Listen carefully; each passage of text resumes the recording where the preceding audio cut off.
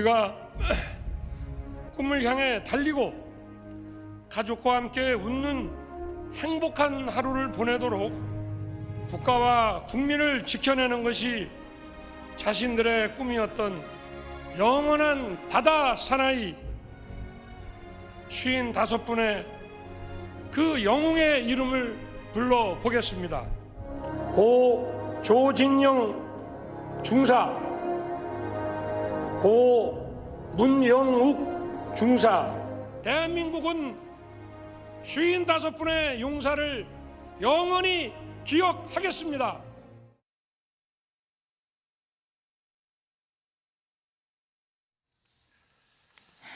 자, 제목으로 좀 보겠습니다. 55명 호명하면서 눈물. 방금 영상에서 보셨죠? 약간 울컥하는 모습이 있었어요. 근데 야당 지도부는 불참. 이렇게 두 가지 내용이 제목에 담겨 있습니다. 자, 이 얘기 좀 해보죠. 윤석 대변인, 네. 오늘 서해수호날 그 행사였어요. 대전이었습니다. 윤석열 대통령 울컥. 어떤 이유가 있었다고 보십니까? 55명의 그 희생되신 분들 일일이 성함을 호명하시다가 이제 그렇게 된 건데 예. 결국 이제 국가를 위해서 헌신하고 희생하신 분들의 그 마음, 그 당시 상황 이런 게 겹쳐지면 누구라도 예. 이 감정이 격해지겠죠. 윤 대통령이 대선 후보 시절에도 보면 제주 강정마을에 가서 노무현 대통령의 결단 얘기하시다가 또 비슷하게 그때도? 그런 적이 있었습니다. 그래서 제가 그때와 지금 상황이 같다고 봐요. 아까 말씀드린 그 국가를 위한 헌신, 희생, 뭐 결단 중심에는 국가라는 게 있다는 것. 그래서 역시 대한민국 대통령으로서 나라를 위해서 그 희생하신 분들에 대한 감정을 각별할 것이다. 그런 차원으로 이해하고 싶습니다. 자, 오늘요, 요 행사 관련해서 여기 김기현 국민의힘 대표도 참석을 하셨거든요. 근데 끝나고 나서 얘기 좀 한 게 있어요. 화면으로 좀 준비되어 있는데 그거 좀 보겠습니다. 여기 보면 오늘 민주당 지도부가 안 왔다는 얘기를 지적을 했어요. 예상 바뀌었다. 여야 떠나 같이 가셨으면 좋겠다. 그러면서 약간 아쉬움을 표현했어요. 이런 거는 사실은 어떤 예우 아닙니까? 이렇게 하면서 약간 조심스럽게 이렇게 얘기하는 것 같은데 이런 말이 있었습니다. 요거는요. 김현정 민주당 대변인께 좀 질문 좀 드려야겠어요. 오늘 사실은 이재명 대표 등 지도부는 안 갔고요. 대신에 국회 국방위원회 민주당 간사인 김병주 의원이 이제 대표 대신 참석 이런 형태였거든요. 오늘 이 행사에 민주당 지도부가 참석 안 하는 건 혹시 이 서해 수호의 날 행사가 보수 진영의 행사라고 판단하신 겁니까? 어떤 이유가 있었습니까? 그렇지는 않고요. 오늘 그 수석 대변인 그 명의로 당에 이제 공식적인 논평도 나가서 그 저기 호국영들을 추모한다는 논평도 나갔고요. 오늘 마침 이제 그 울산에서 현장 최고위가 예정되어 있어서 그쪽으로 지도부들이 이제 간 측면이 있고요. 일정이 겹친 겁니까 오늘 그러면은? 예, 그렇습니다. 그리고 과거에도 이렇게 매년 다 이렇게 가지는 않았거든요. 문재인 정부 때에도 그 5년 중에 3년은 3번은 가셨고 2번은 이제 참석을 안 했는데 그렇다 해서 그분들의 서해 수호의 날 그거에 대해서 뭐 의미를 축소하거나 그런 의도는 전혀 아닌 거고요. 예. 그런데 이제 저는 한 가지 좀 짚으면 이제 어떤 겁니까? 김기현 대표가 뭐 예의가 아니다 뭐 이렇게 또 말씀하셨는데 예우 뭐 이런 얘기를 좀 했어요. 예우 차원 요거 기본적인 예우인데 뭐 약간 아쉽다 이렇게 표현한 것 같아요. 네, 그러니까 또 정치적인 공격을 좀 하시는데 똑같은 논리로 그러면 이태원 참사 유가족들도 좀 대통령께서 만나셔서 거기서 실제로 좀 한번 울어주셨으면 그것도 어떻겠느냐 이런 생각도 해봅니다. 또 거의 글로 또 연결이 되는 거예요. 그러니까 이제 저는 이제 그런 거죠. 지금 이 서해 수요의 날이 아니고 의미라든지 뭐 제2연평해전이라든지 뭐 천안함 피격이라든지 그렇습니다. 또는 연평도 포격 등에 대해서는 북한의 소용이다라는 것도 문재인 전 대통령도 다 인정을 한 사실이고 그래 역사적인 내용에 대해서 뭐 기억하고 추모하는 거에 대해서는 여야가 똑같이 다 이제 같이 다 있는 것인데 기본적인 예우 같이 또 따지면서 이렇게 막 하니까 제가 좀 덧붙여서 드린 말씀입니다. 사실은 이 참석자에 대해서 별로 신경을 안 썼는데 김기현 대표가 딱 짚으니까 또 그렇군요라고도 다시 한번 약간 상기된 면이 좀 있었어요 오늘요. 자 이런 가운데요. 오늘 공판이 하나 있었는데 서해 피격 사건 은폐 혐의 관련 공판이었어요. 그 공판에 참석하신 분이 있는데 참석 전에 어떤 모습이 오늘 있었거든요. 그 모습 확인해 보겠습니다.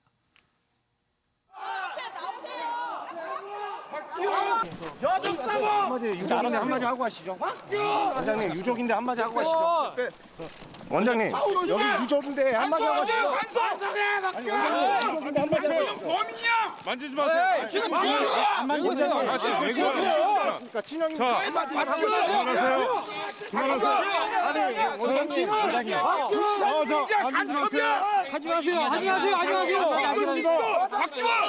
나오세요.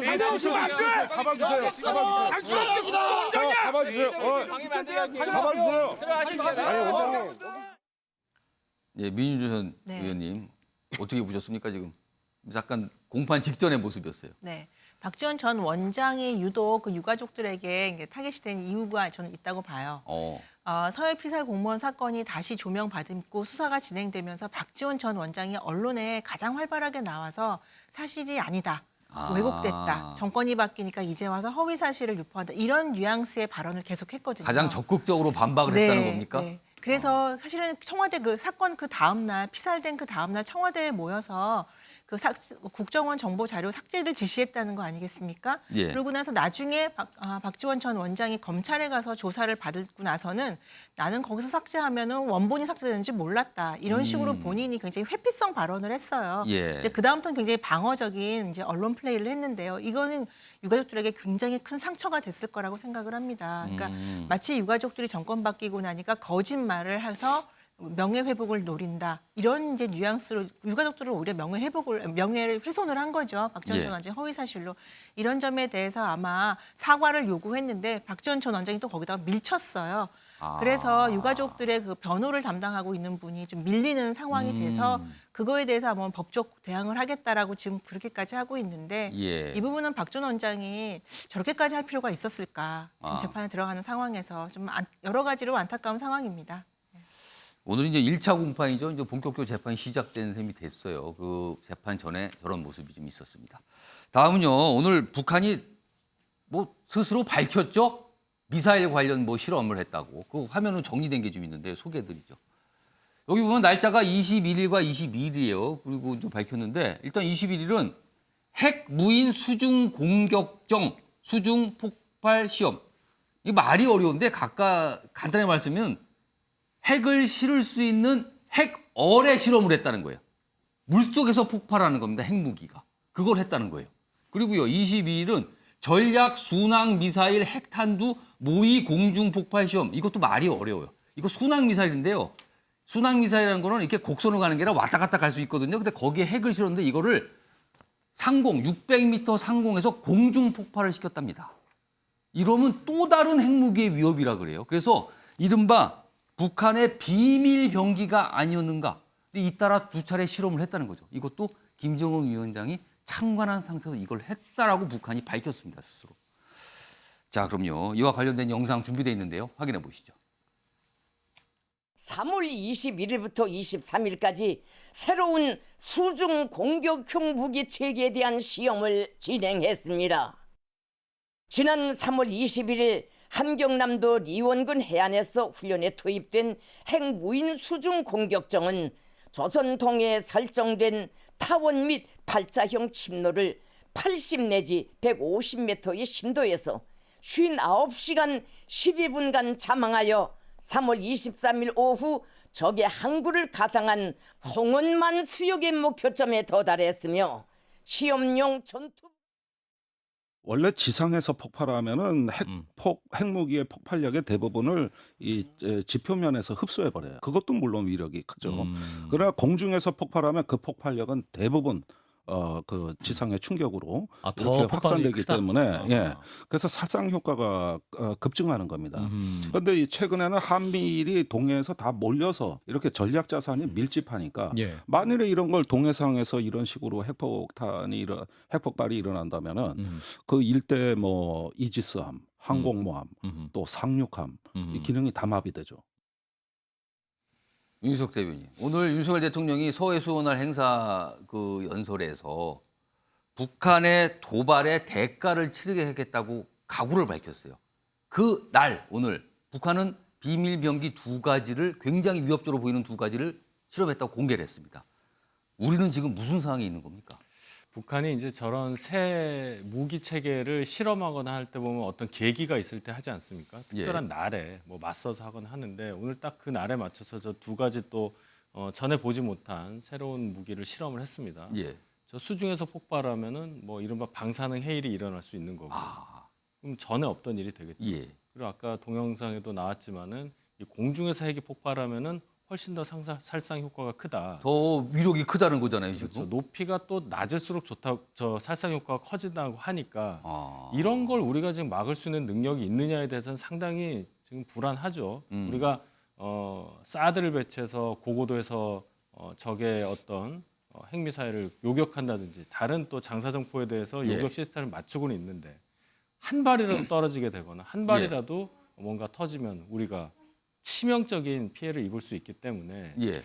뭐 핵무장 얘기도 나오지만은 그 동맹국들과 긴밀히 협의해서 뭔가 이거를 실질적으로 국민들이 느낄 수 있는 방어막을 만드는 방법만이 해결책이다 이렇게 봅니다. 장윤선 기자, 네. 지금 사실 이 두 가지 무기 우리한테 직접적으로 위협이 되는 무기로 평가를 좀 받고 있거든요. 이거 어떻게 좀 보십니까? 그렇습니다. 실제로 북한의 위협은 더 심각해질 겁니다. 특히 4월 27일 날 있은 그 바이든 대통령과의 한미 동맹 70주년을 예. 기념으로 한 이제 국빈급 그 방문이 있지 않습니까? 그 앞에 또 세게 하겠죠. 이유는 주목을 받기 위한 포인트도 있을 것이고요. 더 예. 중요한 것은 우리가 평화냐 전쟁이냐 그 기로에 계속 서 있는 것 같습니다. 이제 한미일 안보 협력도 그래서 정부에서는 강조를 하고 있긴 합니다만 예. 그럼에도 불구하고 북한과 대화할 수 있는 채널을 열어야 된다라는 말씀을 뭐 권영세 통일부 장관도 얘기를 하고 있습니다만 예. 대화의 끈을 놓으면 안 된다는 생각이 좀 듭니다. 적극적으로 대화를 해서 외교로 풀어야지 예. 그렇다고 우리가 전쟁을 할 수는 없지 않습니까? 어. 예. 그러니까 북한의 어떤 모험적인 저런 실험에 대해서 예. 우리도 끝까지 그러면 대응할 거야라는 식으로 대응할 것이 아니라 손을 붙잡고 대화해서 그러면 안 된다라고 얘기를 하고 나서야 되지 않을까 싶습니다. 그러니까 북한이라는 존재 항상 우리가 대화의 존재이면서도 우리를 위협하는 존재. 여기에 항상 우리가 딜레마에 있는 것 같아요. 그래서 그게 항상 우리에게 어려움을 주고 있는데 지금도 또 그런 상황으로 가고 있는 것 같습니다.